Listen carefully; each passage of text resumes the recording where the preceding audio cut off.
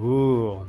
As Optimus Prime said, freedom is the right of all sentient beings. And as Megatron said, peace through tyranny. Yeah. Which one would you choose? Which one would you follow? I kind of have a feeling what I'm going to do. Welcome, geekologists. Welcome to another episode of Systematic Geekology, and you're listening to the podcast that is more than meets the eye because we're not only just a podcast, but we're also on YouTube. So hop on over there, smash that like button. Let us know that you're there. Chime in the comments. We're really excited about this episode. This episode is a part of our Faces Behind Us series, which we're exploring. In our intro, you hear my voice. That's me, Will Rose. Ask the question, what makes a hero? What makes a villain? And often it's the people that raise them, guide them, lead them, mentor them, coach them, the faces behind them that shapes these heroes and villains. And we're exploring that in this series. And today we're going to explore the Transformers, Optimus Prime and Megatron. No person is an island. We're not alone by ourselves. We're surrounded by people who guide us and lead us and shape us who we are. And they are no different. These fictional figures are no different. And I'm here with some of my favorite geekologists, TJ and Keno. Welcome back, Keno. Glad you're part of this episode. And listen, glad to be back. This is going to be exciting. Ah, gosh. Let me say this real quick before we start anything. But before you all reached out to me, I was rewatching the first gen of Transformers on Tubi. I was falling into it. I was just falling. Oh yeah. I started off with the movie first. Oh, the 86 movie? 1986? Yeah. Yeah. Then I was like, so I'm ready. I'm ready for the day. So you were watching that, and all of a sudden you got a call. The spirit moved, and you got a text message that said, "Keno, you part of Transformers episode," and you're like, "Yeah, Yes. inside, yeah, I'm ready. I've been watching." Yeah, it's crazy how that happens. It's crazy how that happens. I know. Well, glad to be part of this, and I'm really liking this series about exploring these characters in our fandoms and what made them who they are, and who was behind them and guiding and leading them. And I'm excited about this one too. But as always, let's start out with what we're geeking out on. Keno, what do you you're watching the original cartoon to the Transformers, but what else are you geeking out on out there? What are you geeking out on? So two things. One, I just started this new anime called, and I'm pulling it up because I don't remember the name of it because I just watched the first episode. Sentenced to be a Hero. It's good. Listen, I was like, this is good. I'm eating it up. All right. I'm eating it up, and also I'm on the Sims. I'm still on my Sims. Nice. 4. So they just did a new update. So all my mods are just horrible. Just the system crashed. I gotta just save everything and just wait till they give updates. That's what I'm getting. Yeah, because that was like a big thing. They just update this. Yeah. Yeah, to introduce this new expansion pack they got with the legacy and family hierarchy and castles and all that stuff. So it messed a lot of people up. Oh, listen, I don't want to just get it, but this is what I do. Like literally, I have one guy. I made him immortal, so he has 5 generations. Yes, he has 5 generations. And I'm like, y'all are messing up everything that I have going on. See, so there's a parable in that somewhere that'll preach. There's just some illustration about things you build and people tear down. Yeah. I think that would work. TJ, what are you geeking out on, buddy? I can't really say Lost anymore. Okay. So nothing. I'm like, you're in a void. I guess you're in limbo. I'm trying to like get back into my regular nerd stuff. Like I'm trying to catch back up to the Fallout show, which I fell behind on because I was watching Lost, and I'm trying to catch back up with Freerin, which I fell behind on because I've been watching Lost, and Jujutsu Kaisen because I was watching Lost. Yeah, so good. I grieved a while after Lost wrapped up and finished. I was like, what I'm gonna do with my life? What's gonna happen? That kind of stuff. When a series you really love it comes to an end, there's a grieving period in the stages of grief along that. Keno, we ever watched the TV show Lost? Was ever a part of your fandom or Watch history. No. All And right. I mean, I know a little bit of it, but no, that's not. I You should I watch can Lost. go back and watch it. Yeah. Because I'm rewatching The Mentalist now. Okay. So I'm Cool. real- Also good. so, yeah. You should watch Lost. Yeah. Forewarned. You watch that first pilot of Lost, you're going to lose about a month of your time because you're going to be obsessed and want to keep watching. So Is it like The Walking Dead? Like that's because The Walking Dead to me, only reason I said it is Sure. because I wanted to know how did the zombies get here. That's all I really want to know. You'll get into that point where you're like, okay, what's up with the island? Okay. It's like, okay, well, like, why did the plane crash? It'll get you there. You'll and be it'll set. wrap around. It'll share. It doesn't answer all questions, but Right. it answers a lot. It answers a lot. Okay. It's not like Walking Dead where you never find out. You're right. Right. Right. Which was I was like, okay. Yep. But I mean, but the storyline got interesting, so I didn't even care Mhm. about why I started. I was like, you know what? I just want Rick to win. Just to get everybody. I'm right? not. That's right. That's legit. Oh, I love it. Yeah, I'm geeking out on college basketball these days. People know that I live in Chapel Hill and that I'm a huge UNC fan, and I know that probably sports cred, there's people who really love me and people that hate me because of that. But I'm going to humble brag and say I have some tickets to a UNC Duke game on Saturday jealous. night, and I'm very nervous. By the time you're listening to this, we'll know the outcome of this game probably. But for me, I'm excited, and even if Duke wins, I'm excited to see Boozer live on the court and see what the hype is with this guy who's probably the number one draft pick. But I think Caleb Wilson should be up there, 1, 2, or 3 pick in the draft, and he's a hustler. So I can't wait. That's what I'm geeking out on right now. And we'll do an episode on YouTube about geeking out on sports geeks. We'll do that in the near future, maybe before March Madness. We'll see what happens, but we'll bring our sports fans on and have a roundtable geeking out on sports. So that's what we'll do. Yeah. Did I ever tell you I almost went to Duke? No. Ah, Oh. Yeah. well, Yeah, it was up there for me. I tell people I pull for Duke academics. I pull for Mhm. Duke research. I pull Mhm. for like the Duke hospital, their work in the sciences and research. I pull for whatever Duke is studying and research to better the world. I pull for that. Does not mean I need to pull for their basketball team. Correct. I pull for their scientists and their heart doctors and their hospitals. I don't pull for their basketball. I always say when people ask, are you a Carolina Duke fan? My response is, we don't worship devils in this house.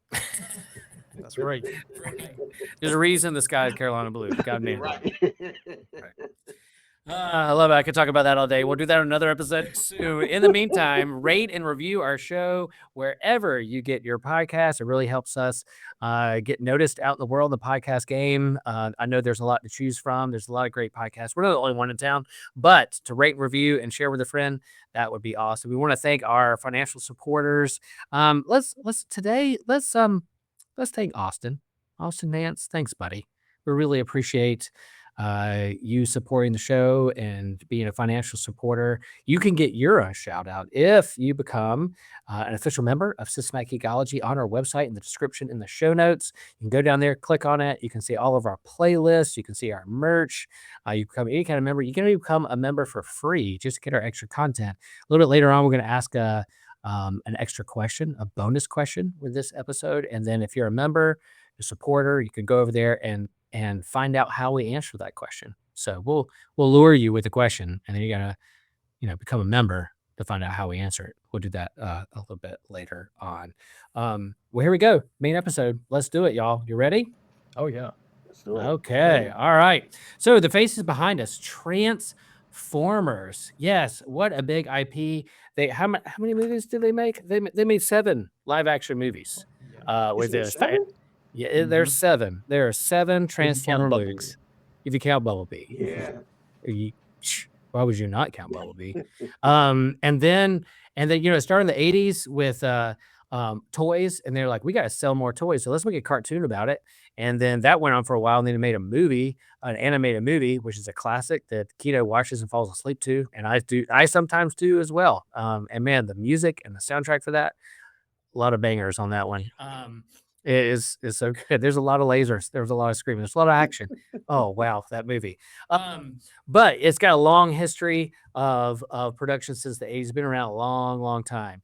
And so I'm curious about our history with the IP. Keno, we'll start with you, buddy. What's your history with this IP? How did you first discover it? What was your first introduction, and then where you are now? Listen, I'm a child.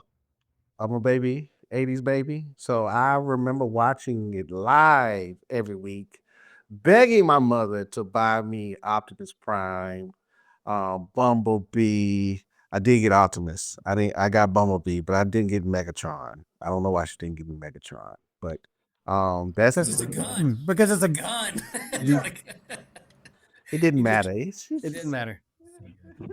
But so my history is the first gen.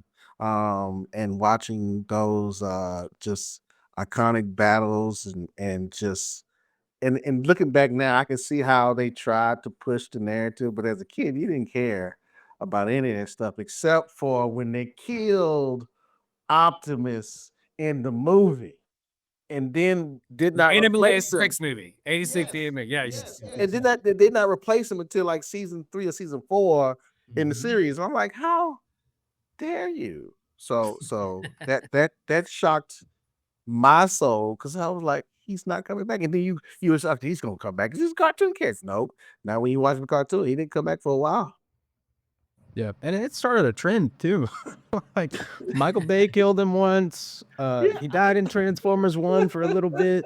Now they just kill him for fun, and he comes back in the same movie. Mm, In the same movie. Yeah. yeah. Yeah. Keno, did you like when those first movies started coming out in like 2007, being like the original Transformer, watching the cartoons and stuff? Were you there, like open-eyed with these movies? Oh yes. I own the DVDs.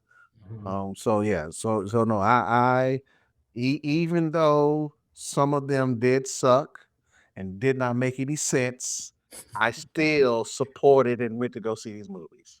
Yeah, that's how I'm a Star Wars. That's Yeah. exactly. I'm gonna be there no matter what. No matter how much I have problems with it or whatever, I'm there. I'm gonna watch it. I'm gonna. So- Yeah, it's my So baby. no, I've seen all the movies. I love I have a love-hate relationship with the movies because it don't Sure. some of the stuff don't make sense.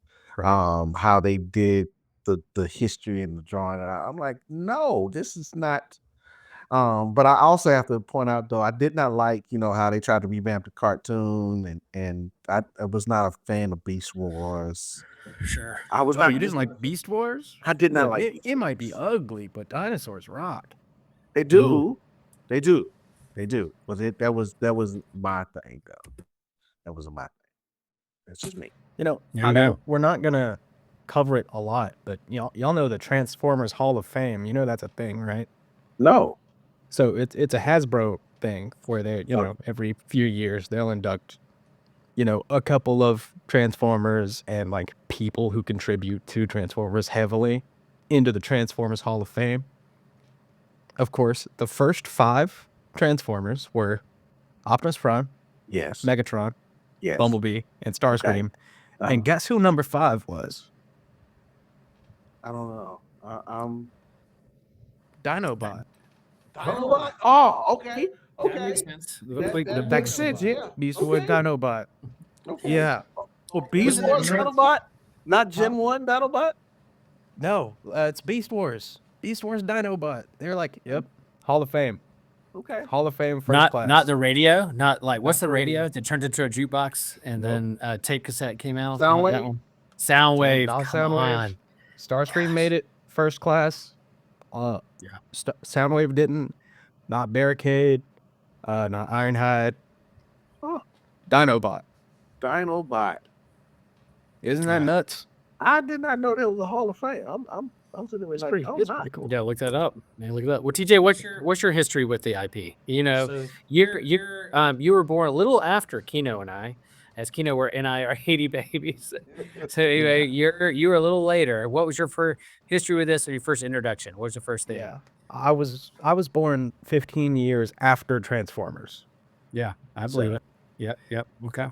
For me, Transformers was just kind of around growing up. Like it'd be on TV sometimes, Saturday morning.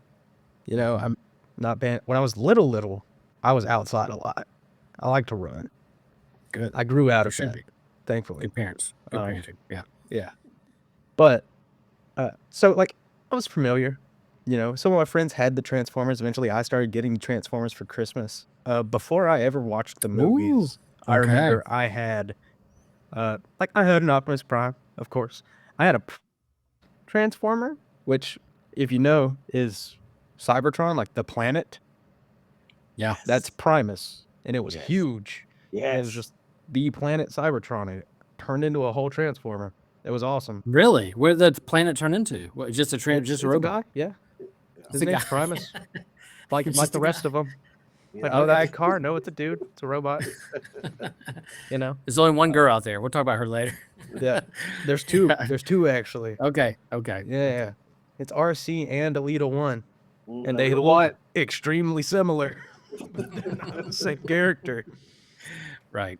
But yeah, for me, it was really the toys, and then it wasn't until like high school I was hanging out with a friend, just like at his house. I was staying for the weekend, and he was super into like G1, Yeah. 80s Transformers cartoon. So we just ended up watching a lot of it, and I was like, okay, yeah, I get it. And of course, by that point, I had seen Transformers, Michael Bay Transformers 1 and Revenge of the Fallen and Dark Side of the Moon and Age of Extinction, Last Night. So, like, I was hooked already, but I had never really experienced G1 until then, Nice. and that's a big difference.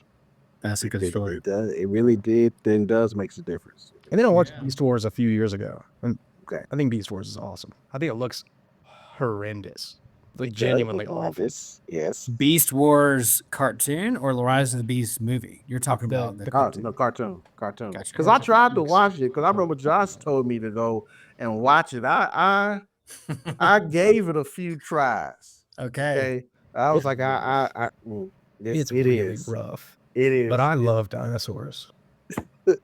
So I do too.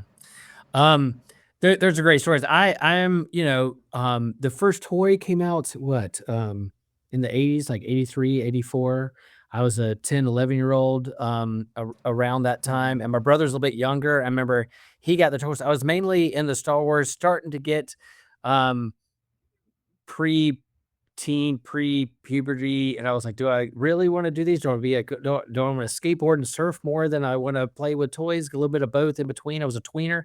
And then but my brother ended up getting some of the toys, and I was like, they're pretty cool that you can transform these things into robots, and who doesn't like robots? And remember the cartoon a little bit, but it wasn't right in my wheelhouse with the IP. I was a big Star Wars guy then, and other things, comic books, but I guess they were kind of, I understood their lure within like the fandom of like childhood stuff and toys and cartoons, but it wasn't kind of the resurgence of the movie in 2007 when we were like, we're going to go see this movie opening night. How cool is this? Michael Bay. It looks really cool. The trailer looks cool. And we went and saw this movie, and we absolutely adored it. I remember at one point there's some street fight road race with Smashing Pumpkins playing in the background, and the guitar was just like riff was just like killing it while they're going down the road. And my wife turns to me and was just whispers, "This is one of the coolest things I've ever seen in my entire life." And I was like, hell yeah, it is. And we just had that bonding moment. Like, we are really geeking out hard at this moment when that guitar started riffing and they're just going down the road. We're like, this is the coolest thing we've ever seen. So that movie made an impact. And then we were there for a few other movies, and then it's just kind of been around. I definitely, because of, and we'll talk about this a little. Maybe TJ, throw up that slide of the creators, or maybe the Daniel Warren Johnson comic. Yeah. So you kind of see the like Gen 1, and you see like the movie version here on YouTube, and then you see the cover to Daniel Warren Johnson's Transformers reboot a couple years ago. And Daniel Warren Johnson was one of my favorite comic book creators today. He's both as an artist and a writer, and sometimes both. So he did the writing and the drawing on this Transformer reboot from Image Comics and this. And I was right there. I had to buy issue 1 and kind of got into it, and I love it. So I'm kind of back into reading Transformers because of Daniel Warren Johnson and keeping up with the lore, and then him in an interview talking about the influence of the first animated movie in 1986 had on him, and how it was just on repeat for him, and shaped how he creates comics and stories. That was kind of a face behind him, kind of influenced him and how he creates and curates comics. And so I went back and watched it myself, and it is right there. If I need something to watch, background music or fall asleep to, like, I'll put it on and watch it. So there you go, guys. Transformers, huge fandom. I love it when I go to a Comic-Con or Islands of Adventure, and there's got somebody cosplayed as a literal Transformer there, and they always, The there's always Megatron. the Megatrons and the Optimus Primes and all that stuff are walking around Comic-Con or Islands of Adventure, and everyone's getting their picture taken because it's just an incredible sight. It makes you think, like, if these things were really on Earth, we'd be like, whoa, blown away by it. So super cool. That's our experience there. And so when we talk about the characters, we're TJ, share a little bit about, so you have Optimus Prime. He's the leader of the Autobots. Megatron is the leader of the Decepticons. And so whoever all these Autobots, Decepticons, look up to them. They're the face behind them and directing and guiding them in their leadership and their goals and who they want to be or take over in the world. But I guess there's some history there of who shaped them, who were before them. I don't know that lore. TJ, Keno, kick it off. What are some of the lore and back lore of the faces behind Optimus Prime and Megatron? So that's one of the reasons that this, that Transformers is what it is because it's so much deeper than like the surface level. Originally, it was just like an American import of a Gundam series. They wanted Gundam for Americans. Optimus Prime was like this design on the left was supposed to be a piloted suit. Ah, gotcha. Okay. And then the American Hasbro was like, no, not for us. We can't snow that. Yeah. For us, that's just a robot that turns into a truck. Because a little boy or anybody like a truck and a robot, and they could be the same in one and transport between the other. That's genius. It's the coolest concept of all time.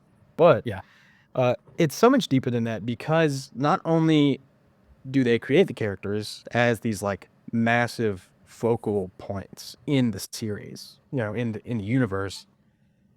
As Transformers age, they kind of built on that more and more and more, and it goes through kind of a lot. You have to watch kind of a lot of Transformers to really understand what motivates Optimus and what motivates Megatron, because Optimus at first is just like hailed as this scion of leadership and nobility and honor, and it's just like, that's just him.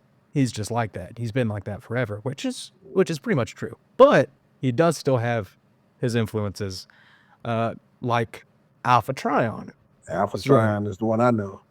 Alpha Trion, the oldest Transformer, one of the oldest Transformers, one of the original 13 in universe. He's one of the 13 who were like hand built by Primus, who's like the Transformers god.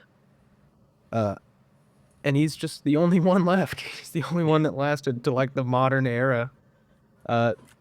So for Optimus, Alpha Trion is always there as like an advisor. Like he is the wisest Transformer because of his immense age, and that's the role he likes to fill.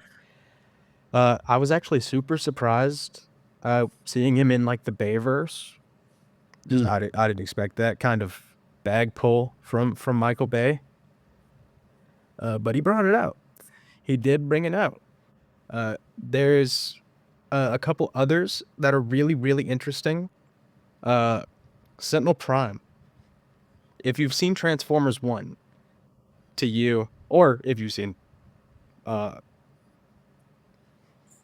Side of the Moon, whichever one that, the Bayverse one that he's in, it's hard to keep them organized in my head. But Sentinel Prime originally was just like one of the primes, like one of Optimus's ancestors, sort of in the same dynasty. But ever since then, every story has used him as like an antagonist. Like Sentinel Prime, oh yeah, that guy sucks. He betrayed everyone. Ooh. Okay. Still a super cool character, but he's one of those ones where it's a little different. He was once noble, he fell from grace, and Optimus usually has to see him as an obstacle to be overcome, which is still incredibly significant in his growth. Bumblebee, of course. Yeah, he's Bumblebee. Alita Warner, we'll talk about her in a second. The actual team that has made, I think, the biggest impact for Transformers popularity. Michael Bay, of course. Transformers wouldn't be what it is without the Bay movies. As unfortunate as some of them might be. It's rough. It's rough. Bob Budiansky is the original author of like the first Transformer comic books. He also did some work on Ghost Rider, like the early Ghost Rider stuff. Super cool. But without him, obviously, same deal, right? Like the G1 still would have happened, but the comic books, they had a lot. It's where a lot of this info comes from. And then, of course, Peter Cullen. Peter. Oh my gosh. Peter Cullen. Who else but Peter Cullen? For those who don't know, who's so Peter good. Cullen? Who's Peter Cullen? For those who don't know, is Optimus Prime. He is Optimus Prime. He is. Okay. He's also Mario. What? Wait, what? Yeah, he's Mario. What? He's Mario. Okay. Okay. Yep, he's also Mario. He's also Parthenax in Skyrim, like the good dragon at the end of Skyrim. Yeah. He's got range, but he's mostly Optimus Prime. Yeah. And to get his voice back from the 80s back to the movie in 2007 was huge. It was a huge thing. He's the voice behind us. He's the voice behind these. The voice behind us is Peter Cullen. And the craziest thing is, I think Transformers 1, the animated Transformers 1, that is its full title, 2023, I think. Yep. Is the single time where the Optimus Prime voice actor was not Peter Cullen and was not trying to sound like Peter Cullen. And it's Thor. Thor did it, Thor. right? It's Hemsworth. Chris Hemsworth was, yep. And he does a really good job, but the entire movie, I'm sitting there thinking, Kinda. Yeah. But it's a prequel. Like one's a prequel and it leads up to how he becomes Prime. yes, Correct. So you can kind of see where his voice changes to become when he hits puberty, and he does get a little deeper when he does his transformation cog. Yeah. but I think that would be my only critique about that movie. It's my mind just went blank. It's not Peter Cullen. No, it's not. And that was like I like the origin story. I really do like the origin story, how they teased it out, especially being a child of the 80s and knowing how Alphatron and all this other stuff. But the way they took it into a different narrative and saying that Megatron and Optimus were friends. And I was like, okay, I'm gonna just sit here and just watch this. And it's kind of like, all right, we're gonna draw an analogy. We're not gonna get too deep yet, get too biblical. We got a couple pastors on here. Pharaoh and Moses, right? Like, we had the Pharaoh and Moses being friends, were brothers, and eventually they part ways, needless to say. So you can kind of see that in one, them being on the same team, and then there's that divide and split, and then you have the war later on. The prequel, and talk about the faces behind us and the prequel, what makes them who they are. There's something to be said about, we're gonna eventually talk, do some prequels and Systematic Geekology as well. But you have the main story, you're trying to sell toys, then you have a cartoon, then you have comics, and you're like, we got to build the world, we got to world build this a little bit, not just a truck that turns into a robot, or a robot that turns into a gun, or starship, or airplane, but what's the story behind this mythology behind it. I think the Marvel comics did that, the cartoon, the movies, those things. So I think that's important to fill out these things. So I love that. like they are also Yeah. the faces behind each other. Now, you think good versus evil, white and black, yin and yang.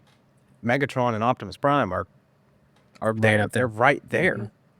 They are the same. They are two sides of a coin, and they Yes, they are. bounce off of each other really well. Yes, Yep. Kind of going into a little bit, I'm curious for you in terms of talking about Optimus Prime as a face behind the other Autobots. What are some like leadership qualities or character virtues or flaws that he has that we could look up to or have a cautionary tale for in terms of how is Optimus Prime kind of lift up there as one of the iconic faces behind what makes a hero? So one of the main qualities of Optimus is that he will never ask his comrades to do anything he will not be willing to do himself. He is willing to sacrifice himself, which he has done numerous times Yeah. throughout this universe.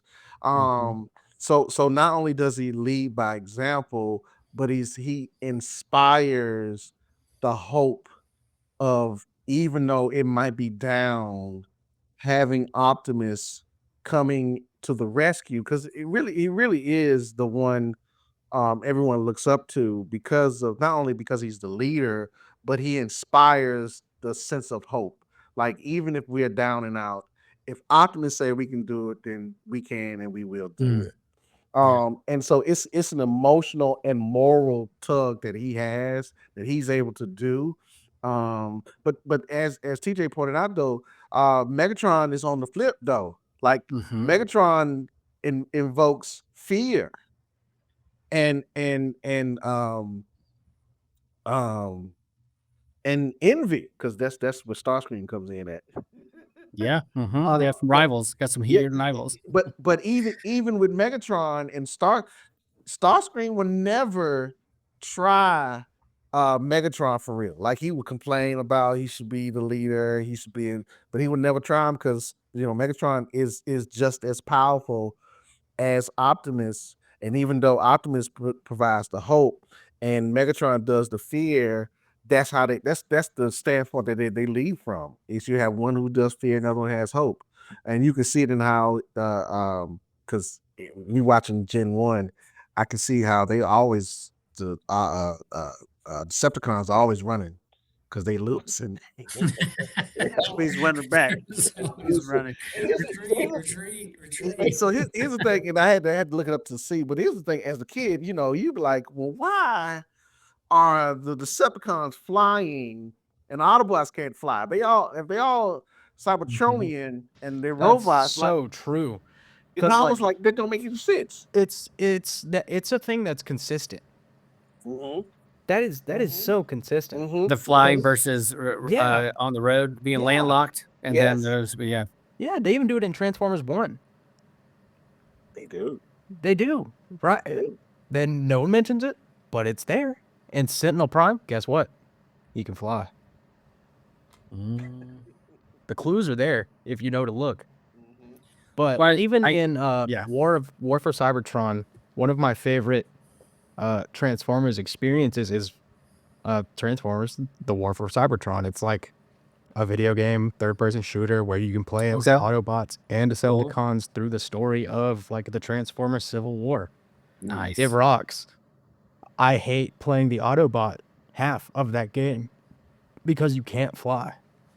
Yeah. You have like this big, awesome world of Cybertron to fly around. You can't fly with any of the Autobots.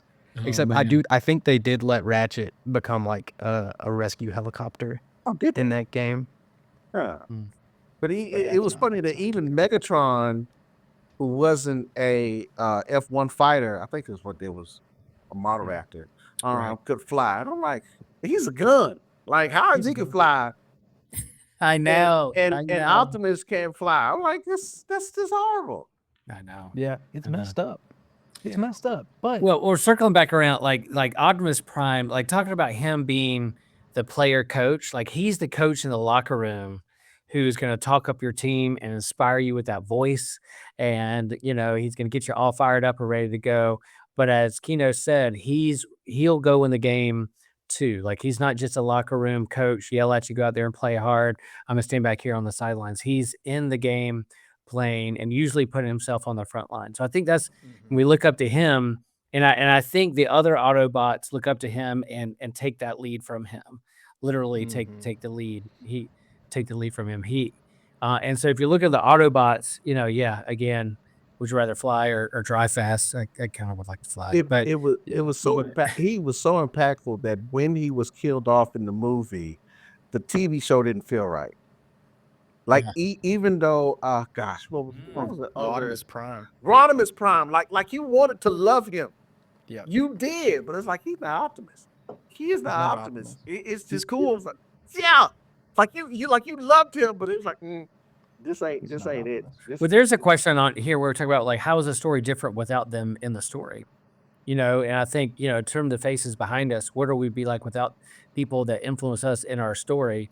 But yeah, how might the Autobot story be different without Optimus Prime? It'd be completely different. I'll So- tell you how. I'll tell you exactly how it'd be different.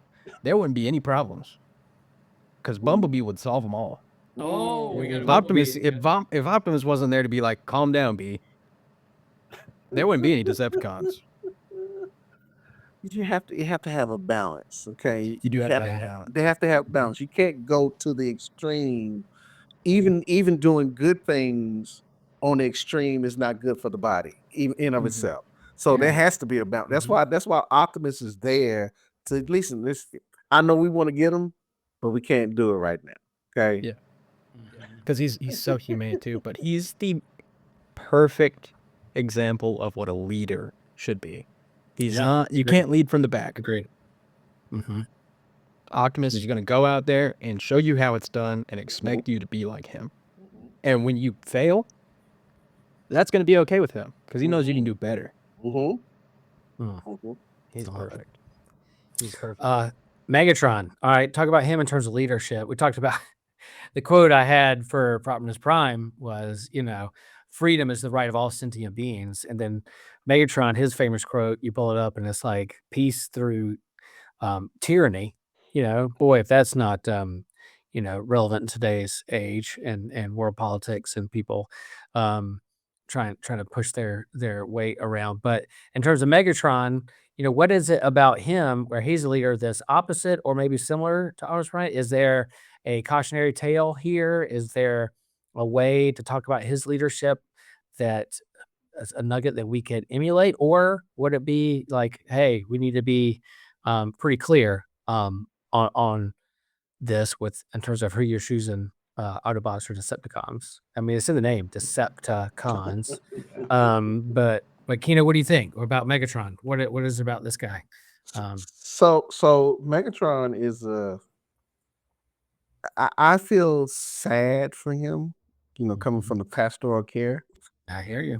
Where's the anger coming from? Like why do you have to be so forceful Okay. and cruel? Well, it depends on which one you're talking about, because the Gen 1, he wasn't that cruel. However, when he encountered is it Unicron? No, it wasn't Unicron. Was it Unicron in the movies? Yeah. That made him into Galvatron? I hated that. I hated that. Oh my gosh. I hated that transition. I was like, this does not make sense either. But anyway, going back to Megatron's attributes as a leader, that fear, but he had plans. He always had a plan. He always had some type of answers to vex the Autobots. But it was never enough because one, Starscream was always second guessing and trying to vie for his seat. And then when he had the opportunity to leave, he sucked. Because no one really listened to him, and he created his own. What was those bots that he created? He created his own bots. I can't remember. They formed into their own big giant thing. I can't remember. It was bad, but Megatron and Optimus are the balance that was needed in this series.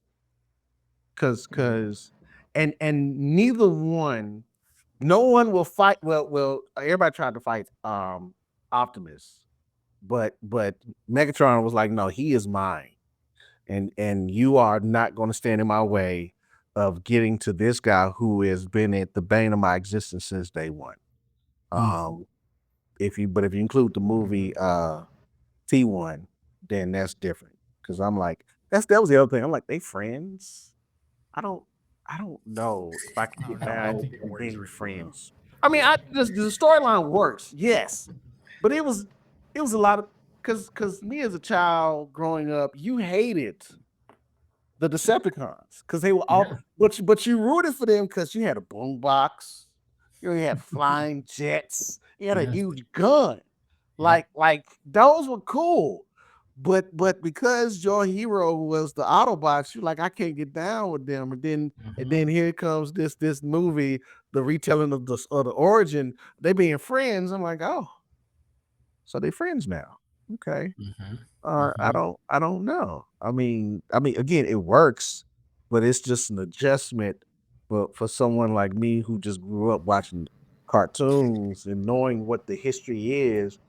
Like, okay, so y'all, this is where we're going. Okay. Does that make you more sad or kind of grieve that their broken relationship, or do you see a time when they could reconcile and become brothers again, friends again? You know, in terms of coming back around. They could, Mhm. but Megatron needs a lot of therapy. Yeah. Like, he has anger issues, and he's very envious of Optimus. Like, I don't understand because you're a gun, and like your gun can shoot everybody, and you can become a cannon too. That was interesting. Like, you could become a gun, a handgun, and you can become a cannon. I'm like, dude, like, you the best thing that's out there. But his envy of the camaraderie, because I think that's the other thing that Megatron hated, was the camaraderie that the Autobots had to fight for each other and not against each other. I think that was the other thing. Yeah. But it works for me. T1, I think, exemplifies how Megatron and Optimus are similar. Because if, the things we said about Optimus, Megatron's doing a lot of the same things. When they're going out there, Megatron's out front. Megatron's out front. He's getting active. He's in the business for very different reasons. But they have the same style because they are similar, because interesting. they are two sides of that same coin. Right. Megatron has to be out there to prove that he's still the strongest Decepticon. If he's not out there, then you get Starscream trying to cook his plans up. You'll get all of them. Every Decepticon will try to take their shot at power at some point, except for like Soundwave. Soundwave's pretty chill. Until Starscream gets to him. Well, that's interesting because like they're on Earth for Well, it's Shockwave. Shockwave was loyal. Soundwave was Shockwave. Very loyal. I'm sorry. But no, like in the Earth, they're on Earth for a specific reason in terms of crashing here and being here, land dormant, and come up. But there's also a limited resource, right? With their planet, with what fuels them. So there's this quest, Energon. Like there's not only how do you pull together as a team and survive together as a community and build up one another, but there's this quest for power, but also a limited resource, which I think, here we are, in our world.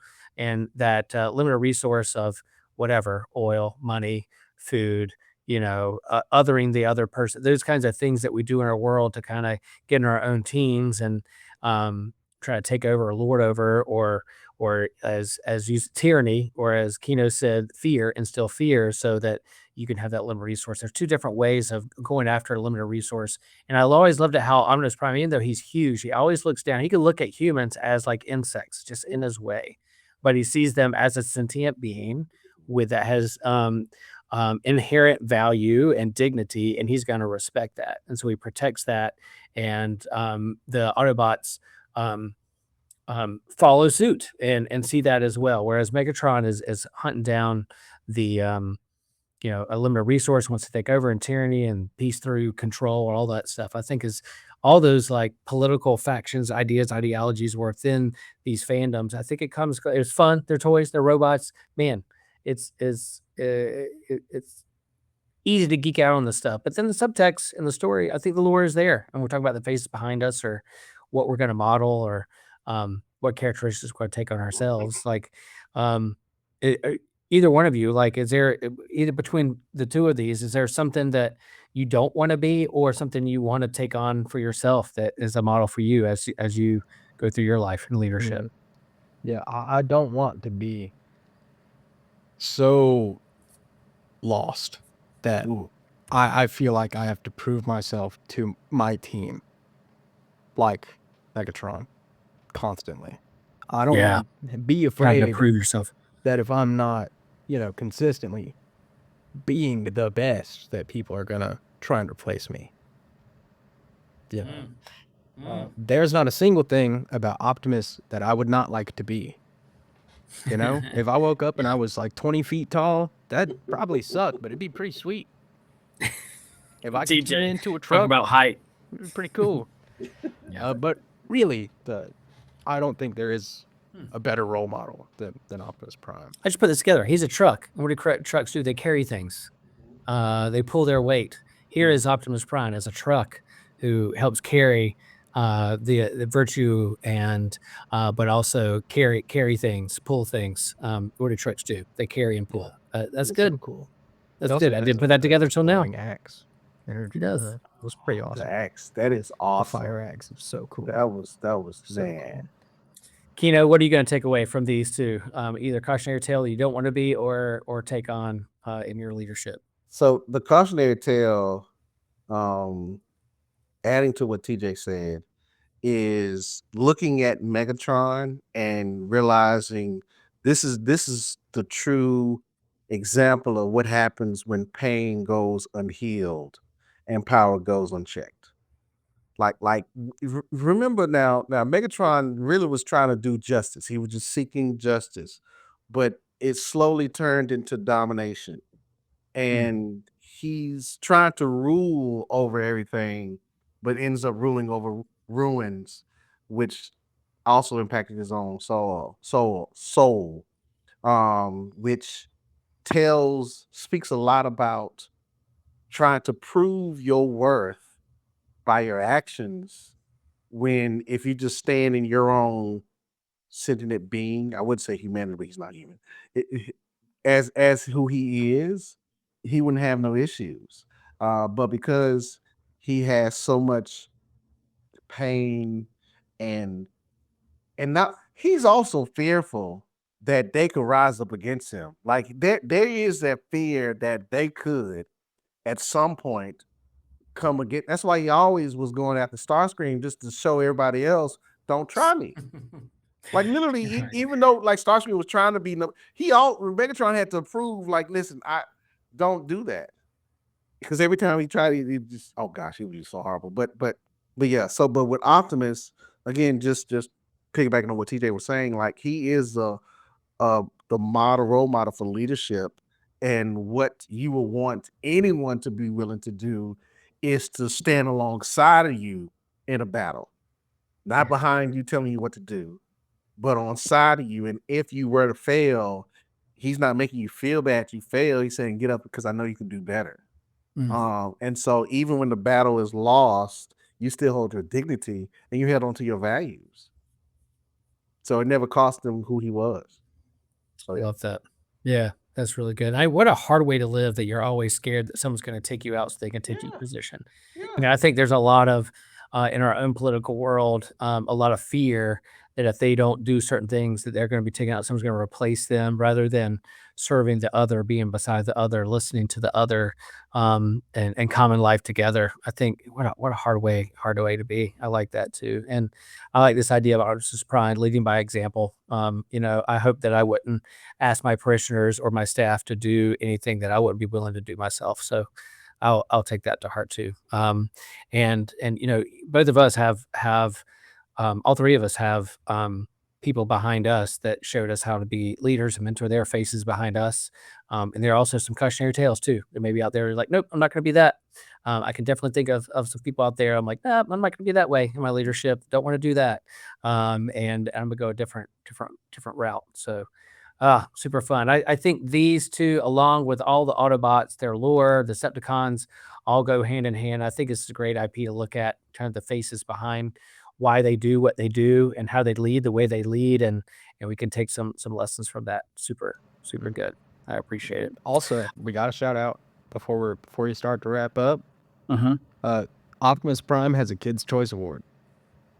Wait, what? Like the character Optimus Prime won the Nickelodeon's Kids' Choice Award. Like 3 years ago. Oh, okay. 3 years ago. Like 3, yeah, not like in the 90s.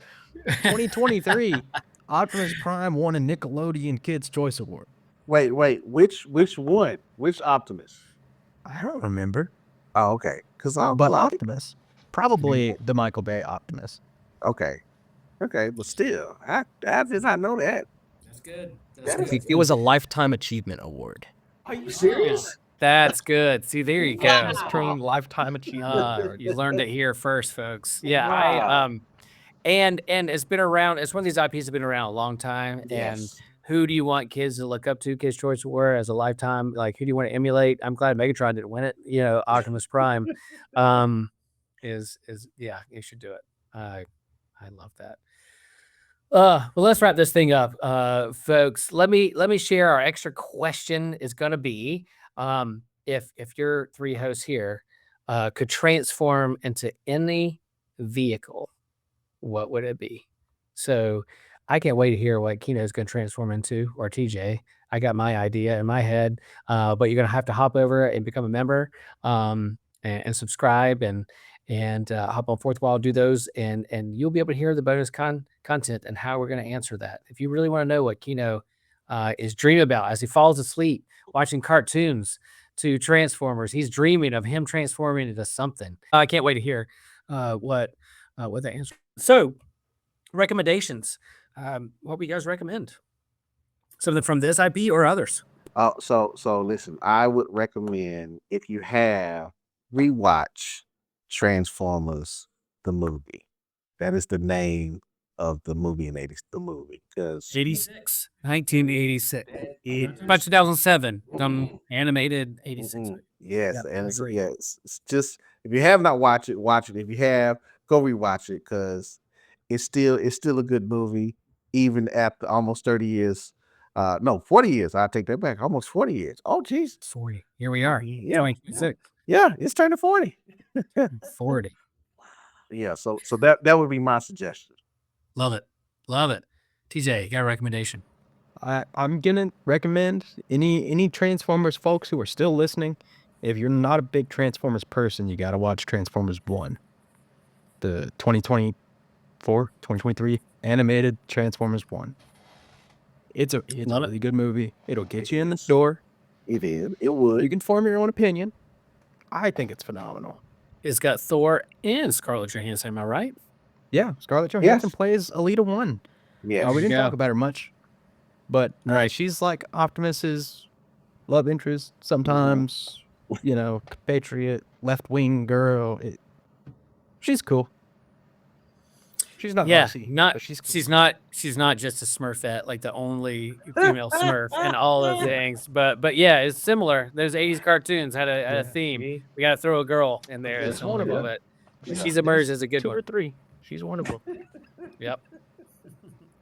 My recommendation is to go out there. If you like comic books, like graphic novels, grab the first volume of Transformers by Daniel Warren Johnson, Mike Spicer on colors. Volume 1, Robots in Disguise, part of this Intergon universe that Robert Kirkman of Walking Dead fame pulled together. The G.I. Joe and the Transformers into one singular universe. Void Rivals is another kind of offbeat, off the beaten path sci-fi story that brings the two worlds together.